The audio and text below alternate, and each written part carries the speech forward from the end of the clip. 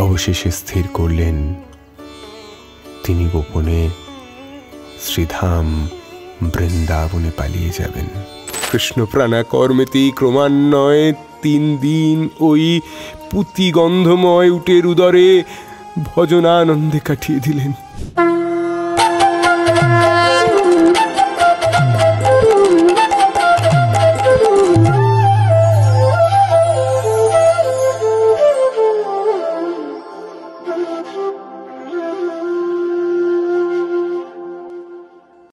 আপনারা শুনছেন গৌড়ীয় দার্শনিক মূলা উপস্থাপনা জীবাতু। জগৎগুরু শ্রীল ভক্তি সিদ্ধান্ত সরস্বতী গোস্বামী প্রভুপাদের সময় অর্থাৎ 20 শতাব্দীর প্রথমার্ধে প্রকাশিত সাপ্তাহিক পত্রিকা গৌড়ীয় এবং দৈনিক নদিয়া প্রকাশ পত্রিকা থেকে সংকলিত বিভিন্ন কথোপকথন, ভক্তজীবনী, সমকালীন সময়ে অনুষ্ঠিত বিভিন্ন উৎসব এবং দার্শনিক প্রবন্ধসমূহ দ্বারা নির্মিত আমাদের এই বিশেষ উপস্থাপনা। আজ শুনবেন দার্শনিক প্রবন্ধ ভক্তিমতী মহিলা শ্রীকর্মেতি বাই। পূর্ববর্তী অডিও বুকগুলি পেতে আই বাটনে ক্লিক করুন। 1335 বঙ্গাব্দে 10ই অগ্রহায়ণ সোমবার দৈনিক নদিয়া প্রকাশ পত্রিকায় ভক্তিমতী মহিলা শ্রীকর্মেতি বাই নামে একটি ভক্তের জীবনী প্রকাশিত হয়। জীবনীটি লেখেন পণ্ডিত শ্রীযুক্ত নবীন কৃষ্ণ দাস অধিকারী। প্রাচীন ভারতে বহু ধার্মিক মহিলা ভক্তিমার্গ অবলম্বনে ভারতভূমি পবিত্র করেছেন। তেমনই একজন ভক্তিমতী মহিলা হলেন দাক্ষিণাত্য প্রদেশে খাজল গ্রামে বৈষ্ণব পরশুরামের কন্যা শ্রীকর্মেতি বাই। তিনি বিভিন্ন সামাজিক প্রতিবন্ধকতাকে অতিক্রম করে রাজ কর্মচারীদের হাত থেকে বাঁচতে উটের পেটের মধ্যে থেকে ভোজন করে আরও নানান প্রতিবন্ধকতা অতিক্রম করে হরি ভজনে নিযুক্ত হন। আজকের জীবাতুতে আমরা সেই ভক্তিমতী মহিলা শ্রীকর্মেতি বাইয়ের কাহিনী শুনব। মূল কাহিনী। ভক্তিমতী মহিলা শ্রীকর্মেতি বাই দাক্ষিণাত্য প্রদেশে খাজল গ্রামে পরশুরাম নামে এক পরম বৈষ্ণব বাস করতেন। তার অতি আদরের একমাত্র কন্যা শ্রীকর্মেতি বাই। তৎকালে বৈষ্ণবগণ স্ত্রী কন্যাবর্গকে উত্তম রূপে সুশিক্ষা প্রদানে যত্নবান ছিলেন এবং স্ত্রী কন্যাগণও নানা ভাষায় পারদর্শিতা লাভ করে ভক্তিশাস্ত্র আলোচনায় নিযুক্ত থাকতেন। আদর্শ মহিলা শ্রীকর্মেতি বাই পিতৃদেবের ঐকান্তিক যত্নে অল্প বয়সেই বহু বিদ্যা লাভ করলেন এবং বয়োবৃদ্ধির সঙ্গে নির্মল নিত্য কল্যাণদায়িনী বৈষ্ণব ধর্মে তার প্রগাঢ় শ্রদ্ধা জন্মাল। ক্রমে বিবাহযোগ্য সময় উপস্থিত হলে পরশুরাম কন্যা কর্মেতিকে পাত্রস্থ করলেন, কিন্তু যিনি জগৎপতি শ্রীকৃষ্ণচন্দ্রকে নিত্যপতি রূপে বর্ণন করেছেন তার পক্ষে অনিত্য প্রাকৃত বস্তুতে আর সেব্য বুদ্ধি থাকা কি সম্ভবপর?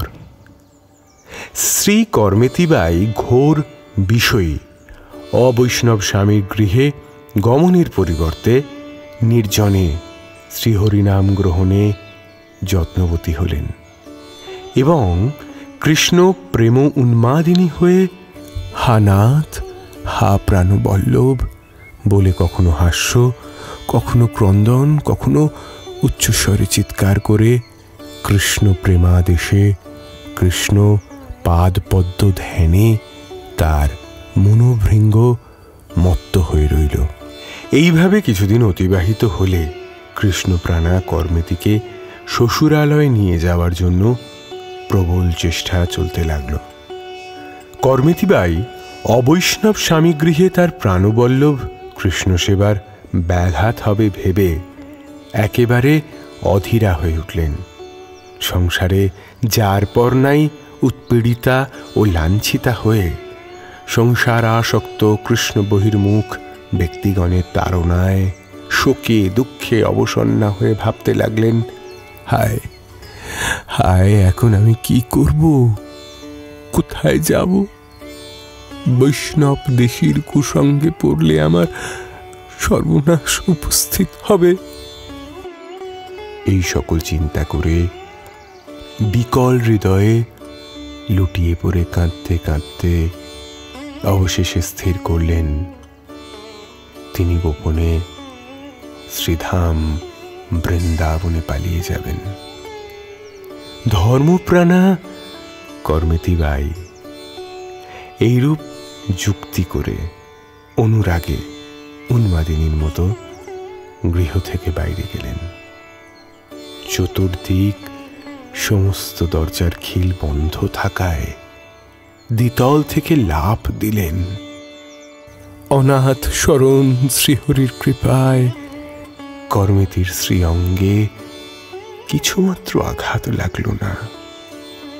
তিনি সেই গভীর নিশীথে তার নিত্যপতির দর্শনাকাঙ্ক্ষায় উন্মাদিনী হয়ে শ্রীধাম বৃন্দাবন অভিমুখে গমন করতে লাগলেন।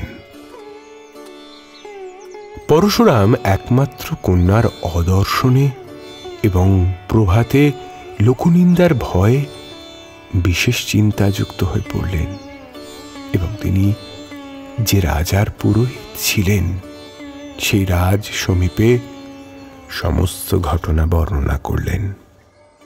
রাজা কথা শুনে নানা স্থানে কর্মেতির অন্বেষণের জন্য বহু লোক প্রেরণ করলেন। বিস্তীর্ণ প্রান্তরে শ্রী কর্মেতি হরিনাম করতে করতে একাকী পথে চলেছেন।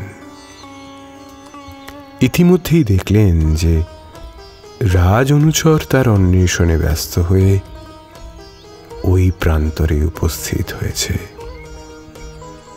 তিনি নির্জন প্রান্তরে আত্মসংগোপনের কিছুমাত্র উপায় না দেখে হা দীনবন্ধু অনাথ শরণ বলে আর্তনাদ করতে করতে প্রাণপণে দৌড়তে লাগলেন এবং সম্মুখেই একটি মৃত দুর্গন্ধপূর্ণ উট দেখে তার উদরে প্রবেশ করলেন। কৃষ্ণপ্রাণা কর্মেতি ক্রমান্বয়ে 3 দিন ওই পুতিগন্ধময় উটের উদরে ভজনানন্দে কাটিয়ে দিলেন। রাজকর্মচারী বিফল মনোরথ হয়ে চলে গেল। দেবী কর্মেতি 4র্থ দিনে পতিত পাবনী সুরধ্বনির পবিত্র সলিলে স্নান করে পুনরায় বৃন্দাবন অভিমুখে উধাও গতিতে রওনা হলেন। এইরূপ অসংখ্য বাধা বিঘ্ন অতিক্রম করে তিনি ওই অনন্য সাধারণ ভক্তিমতী রমণী তার অভীষ্ট ধাম শ্রী বৃন্দাবনে উপস্থিত হয়ে অতিশহ উৎফুল্ল চিত্তে ব্রহ্মকুণ্ড তীরে ঘোর অরণ্য মধ্যে ভজনে নিযুক্ত হলেন। এদিকে পণ্ডিত পরশুরাম একমাত্র কন্যার অদর্শন যন্ত্রণায় শোকার্ত হয়ে কন্যাকে অনুসন্ধান করতে করতে শ্রী বৃন্দাবনে আগমন করলেন। সেখানে সকল স্থান পর্যবেক্ষণেও নিজের কন্যাকে দেখতে না পেয়ে একদিন একটা উচ্চ বৃক্ষে আরোহণ করে চতুর্দিকে দৃষ্টিপাত করে ব্রহ্মকুণ্ড তীরে গভীর অরণ্য মধ্যে ভজন নিরতা কর্মেতিকে দেখতে পেলেন। অতঃপর তিনি সেখানে উপস্থিত হয়ে কর্মেতির জ্যোতির্ময় মূর্তি বাহ্য জ্ঞান রহিতা অবস্থা দুনয়নে দর দর ধারে বিগলিত প্রেমাশ্রু প্রভৃতি দর্শনে কর্মেতিকে আর নিজের কন্যা মনে করতে সমর্থ হলেন না। তখন সাষ্টাঙ্গে কর্মেতির চরণে প্রণত হয়ে বললেন, মা মা, বনে প্রয়োজন কি? তুমি আমার হৃদয়ানন্দদায়িনী একমাত্র কন্যা, গৃহলক্ষ্মী। মাগো, তুমি গৃহে বসে হরিভজন করবে, চলো। গৃহে বসে হরিভজন করবে।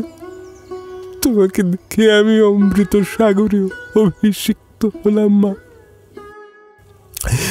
মাগো।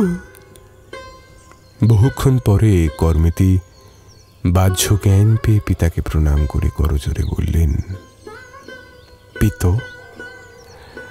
আমাকে স্তুতি করার কিছু নাই, কিছু নাই। শ্রীকৃষ্ণই আমার সর্বস্ব। আমার দেহ, আমার মন, আমার প্রাণ সমস্তই সেই নিত্যপতি গোবিন্দে সমর্পিত। এখন আমার প্রাণশূন্য দেহটা নিয়ে আপনি কি কার্যে নিযুক্ত করবেন বলুন পিতা, বলুন। আমার আশা ত্যাগ করে গৃহে গমন করুন।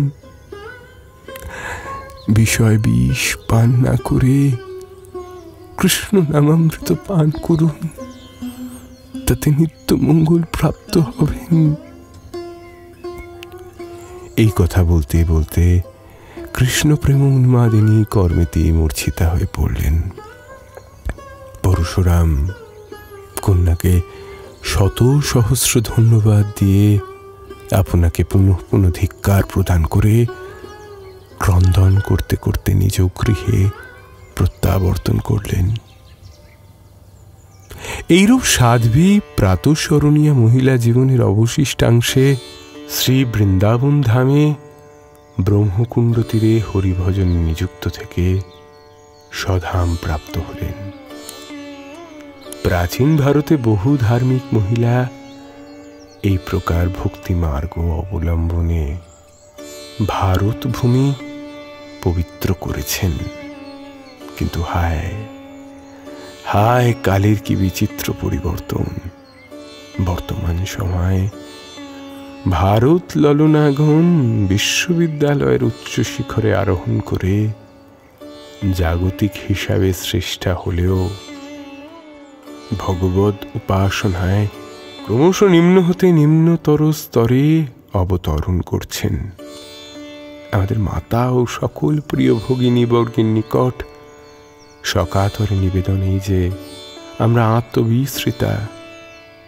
এই অবস্থায় কতকাল আর এইরূপভাবে ভোগ বিলাসে প্রমত্তা থেকে মায়ার দাসত্ব করব আমরা?